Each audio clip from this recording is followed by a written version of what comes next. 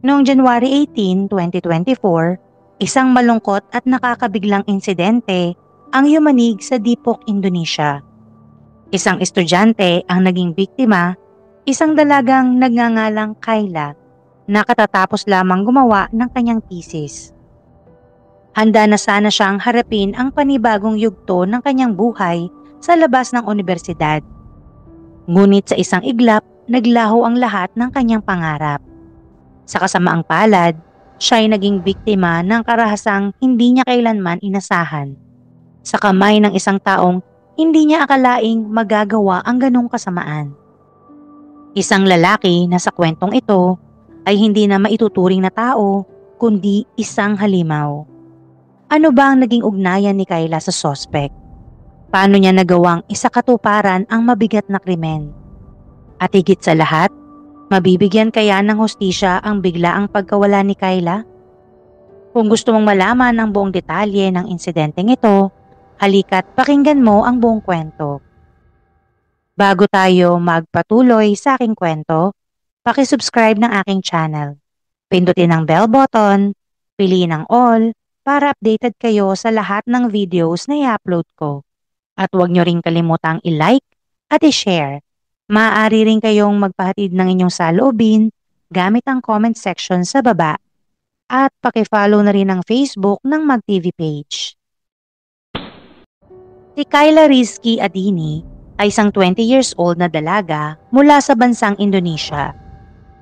Sa murang edad pa lamang nakikitaan na siya ng malaking potensyal. Kilala siya ng mga tao sa kanilang lugar bilang isang matalino, mabait at masipag na estudyante, hindi lamang sa paaralan kundi pati na rin sa kanilang tahanan. Ang salitang ito ay paulit-ulit na binibigkas ng kanyang mga guro, kaklase, kapitbahay at higit sa lahat ng kanyang sariling pamilya. Dahil sa kanyang kasipagan at katalinuhan, nabigyan siya ng pagkakataong makapag-aral sa isang kilalang unibersidad sa Indonesia, ang Gunadarma University. Isang malaking biyaya ang pagkakamit niya ng scholarship doon. Para kay Kayla at sa kanyang pamilya, isa itong katuparan ng isa sa mga pangarap na matagal na nilang inaasam. Dahil malayo ang kanilang bahay mula sa campus ng unibersidad, napagdesisyonan ni Kayla na pansamantalang manirahan sa lungsod ng Depok sa tahanan ng kanyang lolo't lola. Sa kabila ng bagong kapaligiran, mabilis siyang naka-adjust. Dito ay mas pinagtibay pa niya ang kanyang pag-aaral habang hindi rin niya kinakalimutan ang pananampalataya. Masasabing isa siyang huwarang kabataan na tinitingala ng marami. Hindi rin maitatanggi na si Kayla ay may taglay na simpleng kagandahan. Hindi lamang sa panlabas na anyo, kundi lalo na sa kalooban. Mapagmahal siya sa kanyang pamilya, maalalahanin sa kanyang mga kaibigan, at laging handang tumulong sa nangangailangan. Tahimik ngunit masaya ang takbo ng kanyang buhay, na isang estudyanteng may malinaw na pangarap, may matatag na suporta mula sa pamilya, at may pananampalatayang nakaugat sa puso. Subalit gaya ng maraming kwento ng buhay, dumating ang isang pangyayari na unti-unting nagbago sa takbo ng kanyang mundo. Noong September 2023, sa pamamagitan ng social media, nakilala niya ang isang binatang nagngangalang Argian Arbirama. Si Argian ay isang binatang 20 years old mula sa Pekalongan, Jawa Tenga. Dati siyang nakatira kasama ang kanyang pamilya sa kanilang lugar, ngunit noong taong 2022 ay tuluyang nabago ang kanyang buhay matapos pumanaw ang kanyang ama. Dahil dito, napilitan siyang lumipat kasama ang kanyang ina sa Depok, kung saan sila nangupahan ng isang maliit na bahay sa Sukmajaya. Sa bagong lugar na kanilang tinirhan, sinimulan ni Argian ang kanyang pag-aaral sa kursong hospitality sa isang unibersidad sa Depok. Samantala, ang kanyang ina naman ay nagtrabaho bilang isang admin sa isang mall upang maitaguyod ang kanilang pang-araw-araw na pangangailangan. Sa likod ng maayos niyang panlabas na anyo, malinis manamit, magalang magsalita, at tila responsable ay isang ugaling hindi kaaya-aya. Si Argian ay kilala sa pagiging mapusok, suwail at higit sa lahat, babaero. Ilang babae na ang kanyang niligawan ng sabay-sabay, ginagamit ang kanyang itsura at pagiging malambing upang makuha lamang ang kanyang gusto. Madalas niyang yayain ang mga babaeng ito sa kanilang bahay tuwing wala ang kanyang ina. Isa sa mga babae na hindi nakaligtas sa mapanlinlang na atensyon ni Argian ay si Kyla.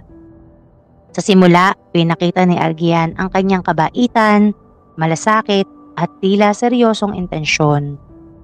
Dahil dito, unti-unting lumambot ang puso ni Kyla at pinayagan siyang maging kaibigan. Naging madalas ang kanilang pag-uusap sa Messenger kung saan halos araw-araw silang nagpapalitan ng mga mensahe sa loob ng 4 na buwan. Ngunit sa paglipas ng panahon, tila naiinip si Argian sa kanilang simpleng komunikasyon. Kaya't isang araw, iminungkahi niyang magkita na sila ng personal. Ngunit tumanggi si Kyla. Doon na nagsimulang lumabas ang tunay na ugali ni Argian. Naging malamig ito, nagbago ang tono ng pakikitungo at ipinakita ang kanyang hindi kanais-nais na asal. Dahil dito, pansamantalang naputol ang kanilang komunikasyon. Habang hindi sila nag-uusap, naikwento ni Kyla sa kanyang mga kaibigan ang tungkol kay Argian at ang biglaang pagbabago nito. Pinayuhan siya ng mga ito na i-block na lamang si Argian para na rin sa kanyang kapakanan. Sinunod ni Kyla ang payo ng kanyang mga kaibigan, lalo na't kailangan na rin niyang mag-focus sa kanyang thesis at naghahanda na siya para sa nalalapit nilang defense. Ngunit hindi pa raw natapos ang lahat. Nakahanap ng paraan si Argian upang muling makipag-ugnayan kay Kyla. Nagsorry ito at muling nagpakumbaba, sabay yaya na magkita upang personal siyang makapagpaliwanag at makapanghingi ng tawad. Sa pagkakataong iyon, pumayag si Kyla. Sa kanilang muling pagkikita sa isang simpleng dinner, nag-confess si Argian ng kanyang pagmamahal sa dalaga. Natuwa naman si Kyla sa ipinakitang effort ng binata. Ngunit naging maingat siya. Humiling siya ng panahon upang makapag-isip-isip at maproseso ang mga sinabi nito. Pagka-uwi niya sa kanilang bahay, masaya niyang ikinuwento sa kanyang ina ang mga nangyari sa dinner nila ni Argian. Ngunit taliwas sa kanyang inaasahan, hindi ito natuwa sa balita. Gayunpaman, hindi rin naman nagalit ang kanyang ina. Sa halip, binigyan siya nito ng payo. Ang sabi ng kanyang ina, kung talagang seryoso ang lalaking yan sa'yo at sa nararamdaman niya, dapat ay handa siyang harapin ang pamilya mo. Dapat ay marunong siyang rumespeto, hindi lang sa'yo, kundi pati sa mga taong mahalaga sa'yo.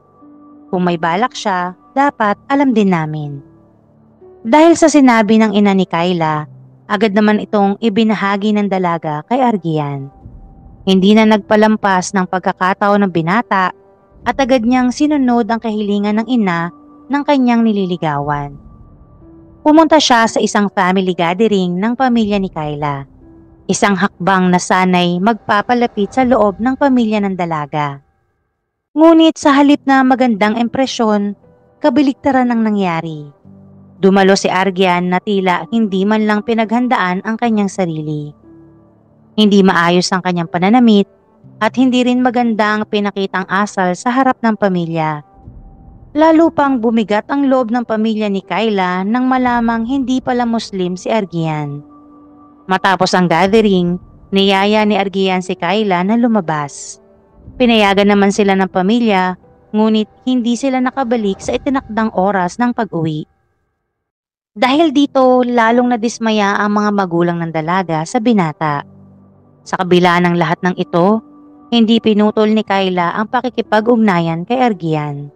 Sa halip, mas lalo pa silang naging malapit hanggang sa naging opisyal na silang magkasintahan. Dumating ang araw ng January 18, 2024, isang itinakdang araw ng thesis defense ni Kyla. Labis ang kanyang tuwa at pananabik. Tinawagan niya pa ang kanyang mga magulang upang humingi ng dasal at suporta. Sa tulong ng kanilang panalangin at sariling sipag, matagumpay niyang naipasa ang defense. Ngunit hindi alam ng lahat, pati na ng kanyang sarili, na iyon na pala ang huling araw na makakausap siya ng kanyang pamilya. Pagkatapos ng matagumpay na defense, tumawag si Ergian kay Kayla at nagyayang pumunta sa kanilang bahay. Sa una, tumanggi ang dalaga dahil pagod umano ito at nais na lamang umuwi. Ngunit mapilit si Ergian. Kaya sa huli, napilitan siyang sumama. Pagdating sa bahay, nagulat si Kayla nang malamang wala pala roon ang ina ni Ergian. Nasa trabaho ito. Sila lang dalawa ang nasa loob ng bahay. Doon na siya nagsimulang mangamba. Agad niyang sinabi kay Ergian na gusto na niyang umuwi. Pero pinigilan siya ng binata. Sinabing saglit lang naman sila at ipaghahanda niya ito ng makakain. Dahil dito, muling nagpasya si Kayla na manatili ng sandali. Humingi siya ng pahintulot na gumamit ng banyo. Ngunit sa mga oras na yon, may masama na palang binabalak si Ergian. Nakalak na pala ang pinto ng bahay bago pa man makaramdam si Kayla ng kakaiba. Pagkalabas niya ng banyo, bigla siyang hinila ni Ergian papasok sa kanyang kwarto. Pilit siyang pinagtangkaan ng binata. Isang bagay na labag sa kanyang kalooban. Umatras si Kayla, lumaban at sumigaw. Ngunit sa takot na marinig sila ng mga kapitbahay, tinakpan ni Ergian ang kanyang bibig at ipinagpatuloy ang masama niyang intensyon. Hanggang sa mawalan na ng malay ang dalaga. Ang buong akala ni Ergian ay nawalan lamang ng malay si Kayla. Ngunit maya-maya napagtanto niyang wala na itong buhay. Sa halip na humingi ng tulong o magsisi, pinili niyang tumakas. Kinuha niya ang cellphone at wallet ni Kayla at bago lumabas ng bahay, nag-iwan pa siya ng mensahe sa WhatsApp ng kanyang ina. Umalis na ako, may babae sa bahay natin. Pag-uwi ng ina ni Ergian, laking gulat niya nang madatnan ang bangkay ng isang dalagang hindi niya inaasahang makita sa loob ng kanilang tahanan. Agad siyang humingi ng tulong sa kanilang kapitbahay at tumawag ng pulis. Mabilis na rumisponde ang mga otoridad sa pangunguna ni Sukmajaya Police Chief Commissioner Margiono. Isinagawa agad ang masusing pagsusuri at dinala ang katawan ni Kayla sa ospital para sa autopsiya. Samantala, sa kabilang banda, wala pa rin kamalay-malay ang pamilya ni Kayla sa sinapit ng kanilang anak. Matyaga silang naghihintay sa kanyang pag-uwi, ngunit unti-unti na silang kinabahan nang mapansing hindi siya sumasagot sa tawag o chat. Hanggang sa tumunog ang kanilang telepono, isang tawag mula sa pulisya. May natagpo ang babaeng wala ng buhay at hinihinalang si Kayla nga ito. Hindi na nag-aksaya ng oras ang kanyang pamilya, agad silang nagtungo sa ospital. At doon nila nakumpirma ang pinakamasakit na katotohanan. Ang kanilang anak na si Kayla ay wala na.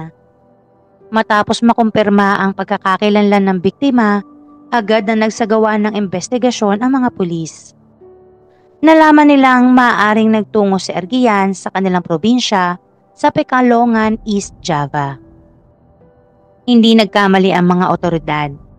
Naaresto si Ergian ng mga operatiba sa Subdit Jatanras, Ditreskrimum, Polda, Metro Jaya at agad siyang dinala pabalik sa Depok. Sa presinto, sa una nagtangkang magsinungaling si Ergian. Ayon sa kanya, nagawa niya umano ang krimen dahil sa selos, paratang niyang may ibang lalaki si Kayla. Ngunit hindi tumugma ang kanyang pahayag sa resulta ng otopsiya. Sa harap ng masinsinang pagtatanong ng mga pulis, hindi na niya kinaya ang pressure. Sa huli, umamin din siya. Isinapubliko ng mga otoridad na planado ang krimen mula pa lamang sa simula. Noong October 9, 2024, sa korte ng Depok, si Ergian ay hinatulan ng 20 years na pagkakabilanggo sa ilalim ng Pasal 340 Premeditated Murder at Pasal 285 Rape ng Criminal Code ng Indonesia. Sa edad niyang 20 years old, lalaya lamang siya kung walang parol o pagbabawas ng sentensya pagdating niya ng 40 years old. Ang sinapit ni Kayla ay isa sa maraming paalala sa atin kung gaano kahalaga ang pagiging mapanuri, ang paggalang sa desisyon ng kapwa, at ang pananagutan sa bawat kilos. Si Kyla ay isang masipag na anak, masayahin, may pangarap, at malapit sa kanyang pamilya. Hindi niya kailanman hinangad ang ganitong katapusan. Naway maging boses ang kanyang kwento para sa mga babae at pamilya upang hindi na maulit ang ganitong trahedya at upang manindigan laban sa anumang uri ng karahasan. Bago po matapos ang video, nais ko pong batiin si Marilyn Edanan. Sana po ay tama ang bigkas ng inyong pangalan. At kung nais niyo pong magpa-shoutout, paki-comment lang po sa ibaba. Dito na po natatapos ang kwento patungkol kay Kyla Rizky Andini. Ako po si G. Maraming salamat.